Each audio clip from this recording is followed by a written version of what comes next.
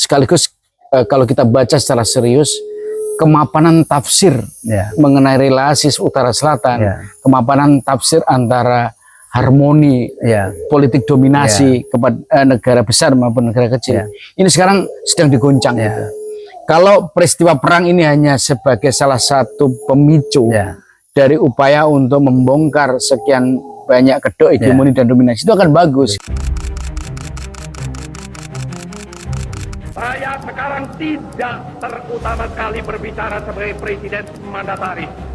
Saya berbicara di sini sebagai penyambung lidah rakyat Indonesia. Ini soal perang Iran versus Israel dan Amerika. Ini menyedot energi, krisis. Kemudian Indonesia tiba-tiba pemerintah dalam hal ini Prabowo bergabung board of peace gitu. Dengan segala argumennya tentu reaksi yang negatif sebagian besar karena problem pokoknya terletak pada bukan sekedar misinya perdamaian. Bagaimana mencipta misi perdamaian sedangkan yang ngebom memulai adalah Israel yang disupport oleh Amerika. Kita diajak untuk board of peace. Gimana? Logika dasar saja orang akan bisa menilai itu secara kritis gitu. Berarti harus terbentuk masab ya. Kita harus aktifasi kembali masab di kampus ya Mas Ari. Masab yang mampu melihat hubungan antara isu kan Mas Ari. Betul. Kalau dunia akademik aja, jangankan publik ya Mas ya.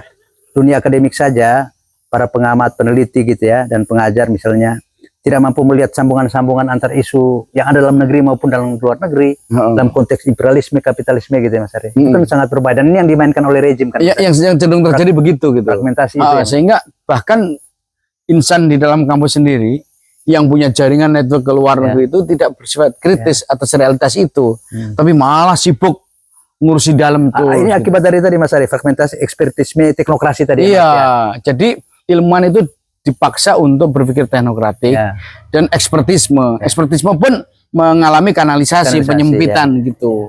Nah, kukira kita harus buka cakrawala lah bahwa krisis yang terjadi di tingkat lokal ini ada hubungannya dengan kekeliruan polisi di tingkat nasional.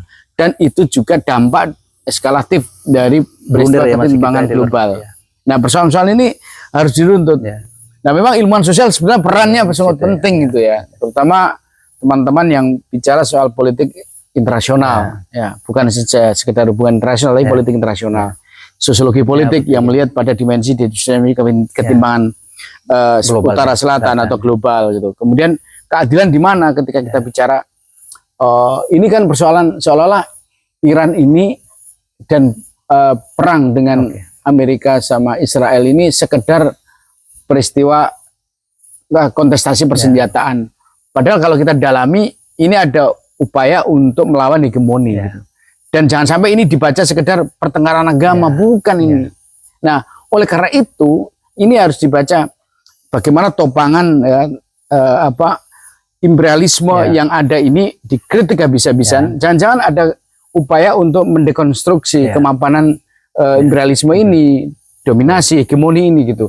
Kalau itu iya, ini menarik sebagai sebuah isu yang perlu menjadi perhatian teman-teman. Melihat geliat publik termasuk dunia intelektual kita terhadap isu perang ini Mas ya, dan sikap atau politik luar negeri Prabowo, menurut Mas Ari ada prospek dari waktu ke waktu baik dunia akademik maupun masyarakat sipil khususnya publik kita Mas ya lewat media ini bisa ada proses pembelajaran gitu Mas Ari. Proses pembelajaran sehingga kemudian terkonsolidasilah satu pengetahuan bersama gitu bahwa ada something wrong dengan kebijakan presiden gitu dan lihat hubungannya juga ke dalam negeri ini Mas. Kalau kita simak ya dari cerita diskusi maupun informasi baik itu analis maupun kemudian informasi yang kita interpretasikan secara lebih makro ya. Memang ini bagian dari menginterupsi sekaligus kalau kita baca secara serius kemapanan tafsir mengenai relasi utara selatan, kemapanan tafsir antara harmoni politik dominasi kepada negara besar maupun negara kecil. Ini sekarang sedang diguncang gitu. Kalau peristiwa perang ini hanya sebagai salah satu pemicu dari upaya untuk membongkar sekian banyak kedok hegemoni dan dominasi, itu akan bagus gitu. Nah, sebetulnya saya berharap para intelektual terutama membaca realitas ini tidak sepotong-sepotong, tapi dibaca secara utuh gitu. Mestinya kampus bicara soal itu. Bukan sekedar jenis senjatanya atau perlombaan senjatanya, tetapi perlawanan dengan konteks apa misalnya Mengapa sekutu-sekutu Amerika di mana pangkalan perang itu udah mulai merasa bahwa ini juga ancaman bagi mereka kalau nanti ternyata dia baru nyadari bahwa dijadikan sebagai bumper contohnya itu. Terus kemudian mereka menyadari bahwa kita ini ternyata masih butuh minyak. Mengapa kita ini minyak yang begitu besar di Indonesia tidak dieksplorasi dan tidak hanya terus-menerus impor. Gitu. Padahal kita punya sumber daya yang gede gitu loh. Nah, ternyata itu betapa pentingnya memanfaatkan ini semua. Bahkan ternyata Iran ini yang selama ini dikonotasi sebagai negara Timur Tengah yang mungkin akan kalah sama Israel dan Amerika. Ternyata dia kekuatan sangat dahsyat. Dan dia bukan sebagai sekedar representasi pada isu agama. Tetapi ini adalah melawan imperialisme, ekosistem dominatif dan hegemonik ini. Kalau teman-teman para ilmuwan, intelektual itu bisa membaca mau membaca ke sana, itu saya kira sangat menarik. Gitu. Artinya Mas, saya tangkap ya, Mas Ari punya komitmen ya, tentu saja bersama gerakan akademis ya, untuk menghidupkan kembali ya pendekatan-pendekatan lama yang kelihatan lama tapi sebenarnya sangat relevan. Sebenarnya tapi sekian lama diabaikan Mas Ari. Sejak Orde Baru dan kemudian pasca Orde Baru, bukan diabaikan tapi dianggap kurang penting lah Mas. Tapi pertanyaan kita adalah seberapa jauh Mas Ari punya cara nggak? Gimana caranya atau pola gitu ya, atau persyarat supaya krisis yang seperti terjadi ini, krisis dalam negeri maupun krisis luar negeri yang interlink tadi ini, kemudian mampu mempercepat gitu loh Mas Ari, mempercepat ke pembelajaran di kalangan akademik, di kampus gitu, untuk kemudian mengaktifasi kembali pendekatan-pendekatan baru sebagai cara baca terhadap baik terhadap kritik terhadap rejim di dalam negeri maupun juga koreksi terhadap pendekatan Indonesia ke dalam geopolitik luar negeri. Betul itu. Sebetulnya kalau kita mau serius ya membaca fenomena global ini, misalnya soal perang ini, krisis yang terjadi multi level dan resikonya mulai dari tingkat internasional, kemudian nasional maupun lokal. Ini kan semua orang resah gitu. Nah, cara baca inilah penting buat kita sekali untuk tertantang bahwa sejarah peradaban atau sejarah pengetahuan itu kan dialektika, prosesnya itu satu sama lain tidak saling negasi, tapi akumulasi. Poin saya adalah kalau misalnya teman-teman antara sosiologi, ilmuwan politik, terus kemudian ilmuwan-ilmuwan yang lain, bahkan ahli teknologi, termasuk yang di eksakta, gitu ya, kesehatan, Mas Ari ya. Ini mereka tahu misalnya problem kesehatan di negara-negara dunia ketiga ini kan terjadi juga karena ketidakadilan soal penguasaan redistribusi resources, soal rejim farmasi dan sebagainya, paten, paten gitu. Nah, yang kayak gini-gini sebetulnya bisa dibongkar gitu. Nah, karena itu pula saya berharap momentum ini bisa menjadi alasan yang cukup kuat kita membangun kembali epistemik yang selama ini ditenggelamkan oleh negara-negara maju, dalam hal ini Amerika, CS ya.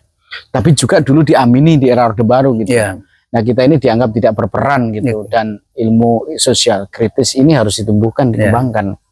Perspektif kritis itu bisa dipakai untuk membaca sektor kesehatan, sektor pendidikan, sektor teknologi dan sebagainya. Sehingga relasi antara negara yang selama ini dominan sama negara yang mungkin dikuasai, hegemoni ini bisa dibongkar. Lagi-lagi dari peristiwa perang kita bisa mengartikulasikan atau menawarkan gagasan-gagasan baru yang menarik gitu. Apalagi sekali lagi ya, manfaatnya adalah pengetahuan makin terbuka, dan kita bisa melakukan perlawanan dengan cara apapun. Jadi jangan terpukau oleh imperialisme gitu. Buktinya ini sekarang Trump aja diprotes karena dia kecenderungan yang dia lihat ya, pilihan dia untuk mengembalikan emporium. Maksudnya Mas Ari, publik kita harus melihat bahwa konflik yang terjadi di Timur Tengah ya Mas, yang terkini ini ya, antara Iran dengan tadi yang terbaca sebagai Iran dengan Israel Amerika nih Mas ya. Sebetulnya saya tangkap dari Mas Ari adalah perang 3 front kan, perang demokrasi kan, perang antara apa itu demokrasi kan, versi Amerika dan Israel dan maupun versi apa namanya Iran mewakili global South lah Mas Ari ya. Lalu kemudian ada perang ekonomi dan Mas Ari ternyata kontrol atas apa namanya Mas, sumber daya ini kan penting. Dan juga saya kira Mas Ari yang selama ini di kita dianggap ini sudah tak terelakkan menuju green economy kan, green energy, ternyata loh kok ini fossil fuel ekonomi masih diaktifasi oleh superpower kan gitu. Berarti ke depan ini prospek ini masih menjadi lokomotif ekonomi. Tinggal kita memperkuat kembali teknologi sehingga eksplorasi itu bisa minim kerusakan lingkungan misalnya gitu. Mas. Lalu ketiga Mas ada dalam konteks demokrasi, ekonomi dan ada security itu Mas Ari, soal kontrol atas wilayah, atas kehidupan dan kematian, perang itu Mas Ari, perang real itu militer. Ternyata tidak lagi dimonopoli oleh yang menganggap diri sebagai canggih gitu lah Mas Arya, yang selain punya nuklir tapi ternyata ada negara yang tidak punya nuklir tapi karena dia resilient Mas Ari dan dia memanfaatkan kejeniusannya untuk mengembangkan diri supaya tidak diancam, ternyata terbukti Mas Ari. Ya, ini sekaligus untuk membuka kedok yang selama ini seolah-olah ampuh, seolah hebat dengan pertahanannya. Sebenarnya rapuh karena di dalamnya sendiri terjadi gejolak. Gitu. Misalnya saya sebut misalnya gini, perang ini kira-kira sampai ke Indonesia nggak? Ya secara fisik mungkin enggak. Tetapi dampak dari sudah terjadi di kita kan Mas Ari. Iya, dampak dari perang ini apa? Oh, kita aja masih antri loh ngambil akses minyak loh. Itu ekonomi Mas Ari? Ya itu ekonomi kan. Anda bisa bayangkan ya. Kalau misalnya kita kemarin koalisi kemudian board of peace-nya itu dekat sama Trump, bagaimana sikap Iran? Saya khawatir kan misalnya dia tidak bisa lewat Selat Hormuz dan sebagainya. Itu kan kalkulasi-kalkulasi yang tidak pernah diperhitungkan dari diplomasi internasional gitu. Nah rasa-rasanya memang yang penting kita hemat kayak gitu-gitu. Dan seberapa hemat kalau misalnya pasokan kita atas impor minyak masih juga tergantung pada seberapa jauh perang ini akan berakhir gitu. Nah disitulah pentingnya kita itu mestinya mengembangkan teknologi-teknologi yang bisa mengeksplorasi. Ternyata minyak masih cukup penting, masih cukup besar, dan kita masih punya fosil-fosil lama yang kita bisa olah gitu. Nah poinnya adalah kita tiba-tiba berubah. Ya, jadi importir ya Mas ya. Jadi selain hanya importir mau berubah bukan sebenarnya sawit dan sebagainya itu masih jauh. Bagaimanapun juga kita perlu memperkuat kembali teknologi agar eksplorasi atas sumber daya mineral di Indonesia itu tentu dengan teknologi yang makin oke, sekaligus minim resiko lingkungan. Berarti Mas Ari, perang yang energi atau perang ekonomi ya yang sedang terjadi, yang dipicu atau sudah terkondisikan oleh krisis di Timur Tengah nih Mas Ari ya. Harusnya karena sekarang menjadi perang di kita kan Mas. Pendapatan kan begitu. Nah ini kemudian harus dikapitalisasi itu Mas Ari, supaya bisa menghasilkan satu kebijakan baru. Lalu kedua Mas Ari, saya tangkap tadi ada perang ideologi atau demokrasi lah Mas Ari. Sunisia gitu lah Mas. Jadi perang ini soal demokrasi, otoritarianisme, kemudian kita kan ada soal Sunisia atau soal bicara nasionalisme kita yang anti imperialisme kita, itu menarik juga kan Mas Ari? Ya artinya ini kalau kita baca ini fenomena terakhir ini kan Hizbullah ini kan selalu bermusuhan nih dengan di Iran. Kemarin itu bersatu, mereka melawan Israel. Itu artinya apa? Yang kita sendiri malah ribut soal identitas. Sekali lagi ini perebutan soal resources dan ini melawan imperialisme. Terus saya ingatan kita perlu untuk dilihat bahwa Trump sendiri legitimasinya lemah di Amerika gitu. Gejolak itu cukup banyak.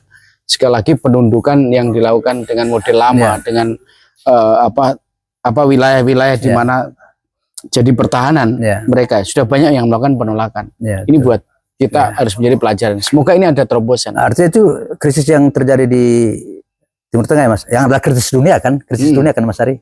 Kita berharap telah menjadi krisis kita dan jangan sampai malah membuat dijadikan oleh rejim ini bukan untuk mengoreksi diri, malah untuk semakin melihat sumber problem adalah di luar negeri. Nah itu ini tapi publik makin tahu lah. Ini problemnya adalah memang luar negeri ketegangan. Nah kalau kita keliru ngambil policy, ya kita akan mesti keliru. Termasuk policy-policy yang membuat finansial kita mengalami krisis, APBN kita krisis gitu, hutang kita makin membengkak gitu, prioritas pembangunan kita akhirnya masyarakat makin kesulitan. Yang kayak gini-gini nggak bisa sekedar ini akar masalah pada luar negeri.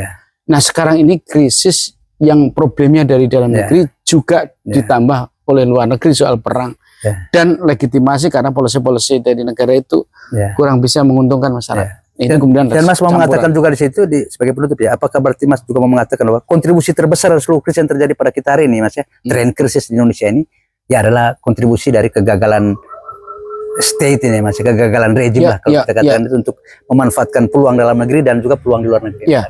Kalau negara ini bisa solid untuk membawa demokrasi ini sebagai peluang untuk memenuhi kebutuhan rakyat, itu artinya di dalam analisis global posisi kita itu adalah berpihak pada kepentingan nasional dan tentu aware pada isu masa depan soal perdamaian, maka jangan kita menutup mata tentang konfigurasi global itu. Maka banyak orang kemarin memprotes Indonesia ikut perjanjian dalam ART itu yang cenderung merugikan. Terus kemudian ikut board of peace dan sebagainya. Itu dalam rangka agar kita tidak keliru di level nasional itu, karena kekeliruan itu punya dampak nanti resikonya bagi bangsa maupun buat masyarakat gitu. Bukan sekedar soal ini kita nggak suka pada pemerintah, tapi memang kita mengingatkan gitu. Itu pun kok tiba-tiba dibilang anti asing, bukan, jangan gitu caranya gitu. Nah ini yang kukira jadi refleksi buat kita untuk segera berbenah gitu. Mas Ari sebagai penutup izinkan saya menangkap ya bahwa Mas Ari memberikan kepada kita pesan yang kuat ya, bahwa kita harus mengkritik kecenderungan rejim ya Mas Ari, yang melihat negara adalah subjek politik, pelaku pembangunan, dan rakyat adalah penerima gitu ya. Baik dalam konteks ekonomi maupun pembangunan. Begitu juga perlakuan rejim kita hari ini di tingkat global, di mana menganggap kita ikut saja superpower kan Mas Ari ya. Kita ikut aja Amerika pasti oke aja gitu. Ternyata dua front ini nggak benar semua gitu. Mas Ari, Ya, saya kira terima kasih.